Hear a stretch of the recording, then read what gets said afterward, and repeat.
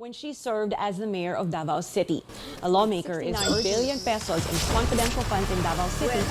We were shocked also with this report of the COA and with this controversy of confidential funds.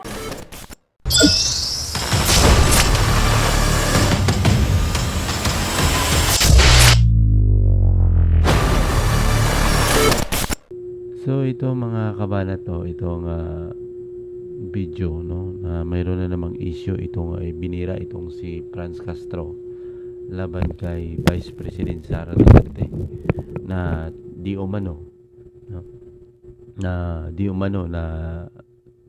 kinamal ni Vice President Sara Duterte o di kaya gusto niyang paimbestigan ito sa COA nung ang issue na ito mga kabanat.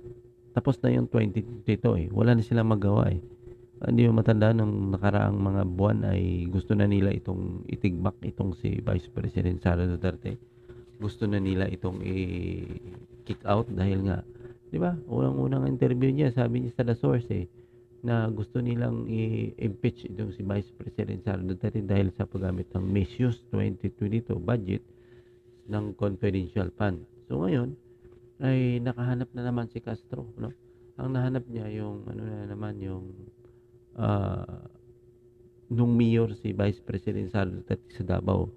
Ginasta daw ni Vice President Sara Duterte 2.6 billion sa Davao at kinumpute daw nila ay umabot daw ng 1 million a day yung gamit ang paggastos ni Vice President Sara Duterte nung siya'y mayor pa. So gusto malaman ni Castro kung saan daw ito ginamit. Imagine mo kung paano ito ginamit. Tandaan mo ito ay confidential fund confidential fund. Gusto niya malaman kung saan ito ginamit. Ibang klase itong congressman na ito. So panoorin niyo ito mga kabanat. Panoorin. Kayo nung humusga dito. Ibalik ko lang konti. The mayor there. We were shocked also with this report of the COA and with this controversy of confidential funds. So we are thinking of asking the COA to investigate because imagine more than 1 million a day spent for the confidential fund in a city. So I just wonder paano ito nagastos, no? Paano at saan ito naginastos? 1 million a day spending for confidential fund. So ang tinutukoy dito mga kabanat, ito'y noong mayor pa. Ulitin ko, noong si Vice President Sara Duterte, noong mayor pa sa Davao. Ito yung tinutukoy ni Franz Castro na gusto niya daw malaman kung saan ito ginamit. Ibang klase nga talaga. So we want the COA to review if the city government of Davao City led by Vice President Sara Duterte by then ay talagang they followed the guidelines or the JC or joint resolution or joint circular 2015-01. All right, but aren't LGUs entitled to the use of confidential funds? Meron naman talaga sila. Yes, entitled naman yung mga LGU, no? Kung meron itong mga peace and order situation. Pero it's ironic because during that time, sinasabi naman ng mayor dati, si Mayor Sara Duterte, Vice President Sara Duterte, na very peaceful, disciplined at maayos na ang Davao City. Yun ang nila, yun ang laging parang ang utak bala nila mga kabanat, no? Ang utak, no? Kumbaga sa Ilonggo, ang utak nila napaka gamay utak sa Ilonggo mga kabanat, no? Imagine mo, no? Dahil daw peaceful na noon, sinasabi ni Vice President Sara Duterte, peaceful na ang Davao City. Kine-question niya yung paggastos ng confidential fund. Bakit? Yung confidential fund ba ginagamit lamang sa paniniktek, no? Ginagamit lang ba yan sa pamamantay ng mga kaliwang grupo? O in short, yun bang confidential ay ginagamit lang yun para habulin itong NPA? Anong klaseng utak ito si Franz Castro? Yun ang gusto niyang malaman ngayon Dahil daw peaceful na yung Davao City, bakit malaki ng gastos, malaki yung confidential pa na ginugo ni Vice President Sara Duterte noong siya mayor pa ang total niya daw ay lumabot ng 2.6 billion mga kabanat. At nais niya itong paimbestigahan sa COA. Wow, grabe itong si Castro. Grabe makapaghanap ito ng talagang makikita mo itong si Castro medyo allergy dito kay Vice President Sara Duterte. Naghahanap talaga siya ng butas mga kabanat kung paano ito masiraan itong ating Vice Presidente na alam naman natin sa 2028 ay ito talaga yung ano ito talaga yung papalit kay President Bongbong Marcos. At ito yung kinakatakutan nila dahil napakabahabang panahon. Malamang matigi na lang itong mga ito, no? Hindi pa rin nila maasam-asam yung kanilang pangako na gusto nilang palitan ng gusto nilang kumbaga, yung gusto nilang presidente ay kanilang mahawakan sa leg. Hindi mangyayari talaga dahil alam naman natin sa 2028 sigurado si Vice President Sara Duterte tatakbo. So ngayon, parang nakita natin no na sa ganitong issue dahil nga si Vice President Sara Duterte naging progresibo sa ganitong gawain lalo na sa gustong masugpo itong gawain ng makakaliwang grupo. So itong ating mga makabayan black parang hindi ito sinusuportahan si Vice President Sara Duterte. Bagkos naghahanap ito ng ibang paraan kung paano ito mapin down yung mga plano niya sa pamagitan ng pagtanggal ng pondo. Itong confidential fund na ito, gusto nilang alisan ng pondo ang ating Vice President.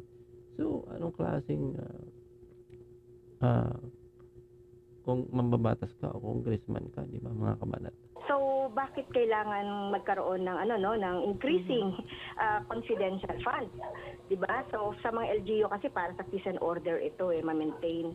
Right. Kaya lang ang problema natin dito, the funds should be used for other fruitful endeavor. Like for example, I remember the time the teachers of Davao City are asking for city allowance. Pero hindi niya ginrant, tinanggihan niya nga at nagalit pa nga ito sa act during that time. Kaya kung magagamit ito sa allowance ng mga teachers, ano lang ito, 204 million a year na pwedeng maibigay sana sa 17,000 na teachers sa Davao City. No, but ma'am, is there anything in the law that limits the amount of confidential funds? Well, wala naman, pero Oh, kailangan see? talaga. Wala naman pala eh. So, anong pinuputak mo dahil, no? Anong pinuputak mo? Wala naman palang limit, no? Itong ma-rationalize. Kaya nga doon sa joint circular kasi yung nag-govern dito sa confidential funds. At saka meron din naman tayong constitution na dapat ito ay ma-account at maging transparent. Kaya nga kami, the Makabayan Black is drafting now a proposed law so that there would be a cap, there would be a limit, okay, and ma-rationalize ito at magkaroon ng more transparency and accountability in using the confidential and intelligence fund. Ma'am, when can we expect that law to be pushed forward? Inaano na namin, dinadraft na namin ito siguro by before November, before the session starts again. So mapafile na namin 'yan. All right. What exactly is in that proposal po? So, yan lang mga kabanat, no? Hindi ko na pahabain itong video kasi baka makapiright na tayo kasi galing ito sa CNN itong interview ni Franz Castro. Ang gusto ko lang ipakita sa inyo yung kanyang mga sinasabi, no?